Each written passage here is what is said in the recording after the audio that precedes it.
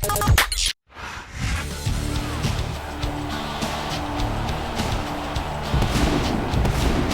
contest is a hardcore match. On the way to the ring, from Chicago, Illinois, Gregory. Ladies and gentlemen, boys and girls, children of all ages, IGN.com proudly brings to you its WWE SmackDown video review, live with two-time BYWF champ, Gruesome Greggy!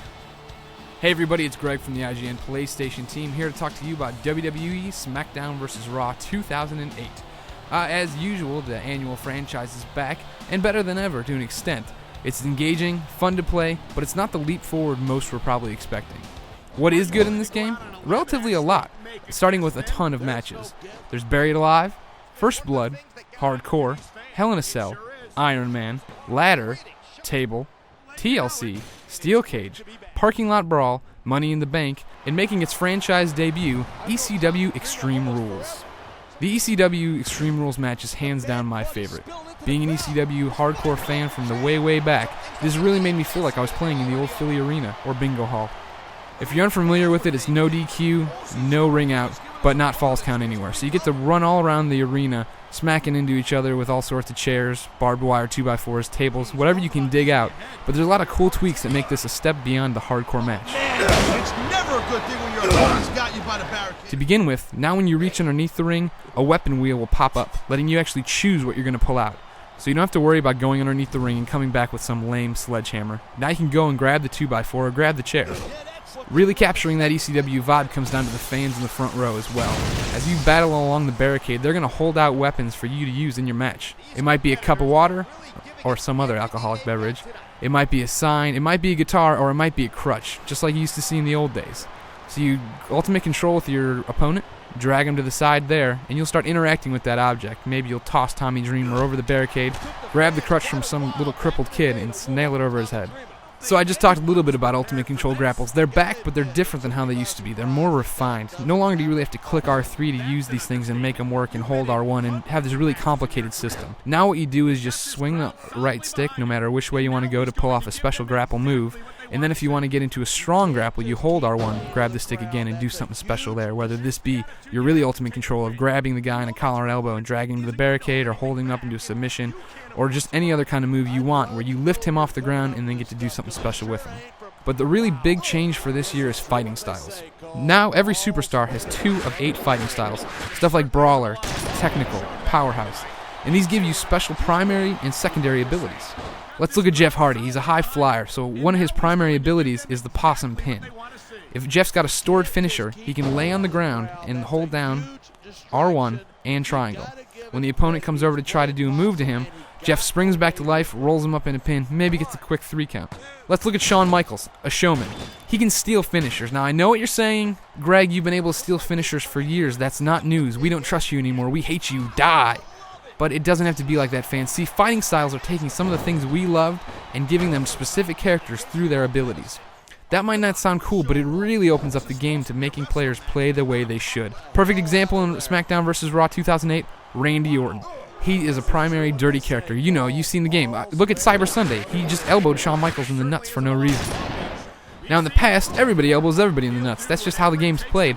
But now dirty players can do things people like Matt Hardy could only dream about. For instance, if you're dirty like Randy Orton, you can get behind the ref, shove him into your opponent, knock the ref out, do whatever you want, and you get momentum for that. All these little things are things we've seen before in the game, but now that they're into specific people and you see that specific person doing them, it really makes you that much more into the match. It really makes it seem real. But sadly, there are a lot of old animations in this game, or at least things that look like old animations. Come on now, JR. A man doesn't know what true happiness is until he's married. This same thing can be said for commentary, clipping problems, and poor collision detection. You can make the argument that Madden's the same every year, and same wrestling moves should look the same year to year, but a lot of times when you play this game, it just feels too similar to things we've seen in the past, especially when we're going to look at General Manager mode and Create a Wrestler. Create a Wrestler mode in 2008 is almost exactly what we saw in 2007. You're seeing a lot of the same options, a lot of the same option numbers, and at times it actually seems dumbed down a bit. In previous years, you could put glasses on somebody and make them black so they look normal, but when I was making my boss and overlord of IGN, Jeremy Dunham, I really couldn't give him normal-looking black-rimmed glasses. I had to give him the Dudley Boys glasses, and obviously that just looked odd. Now, I've already touched on General Manager mode being a lot like last year, but there's a big change. There's a new thing called 24/7 mode, which incorporates last year's season and General Manager mode into one overarching deal. What happens is you begin the mode and select if you want to be a General Manager or you want to be a Superstar. Choose General Manager, and you go in just like you did in past years and get to choose between Raw or SmackDown, except now you can be ECW. But beyond that, I mean, everything's the same. You go in, draft your rosters, choose your champions, hire storyline writers, all the jazz you'd expect while managing injuries, making sure everybody's happy, and trying to make some money. Now, if you choose to be a Superstar, it's a completely different ballgame. You'll pick a guy, and then you have to decide if you want to use his current overall or his 24/7 overall. See, if you're doing 24/7, they want to play it a lot like an RPG. So you can choose Triple H and have some huge overall score of 102 or whatever he's rated. Or you could go for the 24/7 mode and start with a 36 and have to work up your attributes through things like training exercises that make you stronger, faster, better with the fans, or events, which are like autograph sessions, movie appearances. What you get out of these is obviously the bump in your statistics, but you also get fans, money, and you have to balance all that, the positives with some negatives, such as fatigue and losing money to pay for those skill training sessions.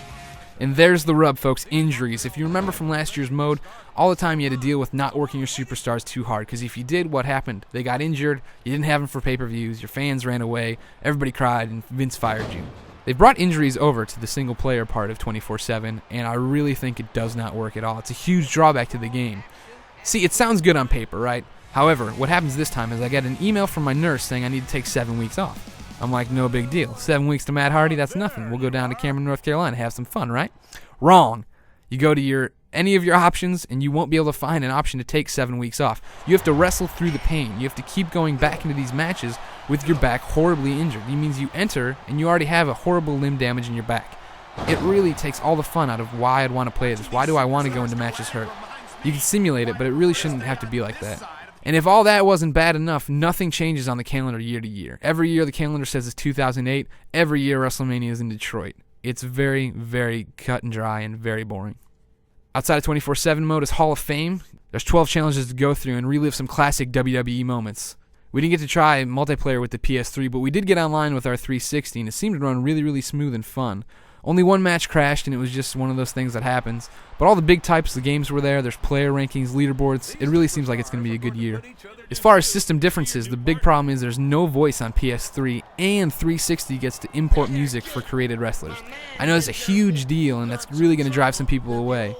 Sony, you're not completely left out in the cold. You get to hold down R2 during entrances and have a first-person mode. Yeah. On the graphics side, I've played both these games extensively, and I have to say there's really not that big of a difference. 360 did seem to be more colorful, but I actually thought it maybe took away from the realism. The washed-out colors on the mat and people wrestling on PS3 looked a bit more real to me, but either way, you're going to be happy as far as how it looks. So what are we left with? Well, SmackDown vs. Raw 2008 is fun. There's no doubt about it. I've been playing this game for probably 3.5 months now, and I cannot wait for you guys to get it so I can play you online. Xbox 360 online, of course. But it's really the same game we've been playing for years and years and years now. Is that bad? Who's to say? I mean, we enjoy it, right? You're going to buy it every year no matter what, but it's time for this franchise to get an overhaul. It's time for them really to think outside the box. But until they do that, 2008's a good game, and you should definitely pick it up if you're a SmackDown fan. For the full written review and more of my ramblings, check out IGN.com.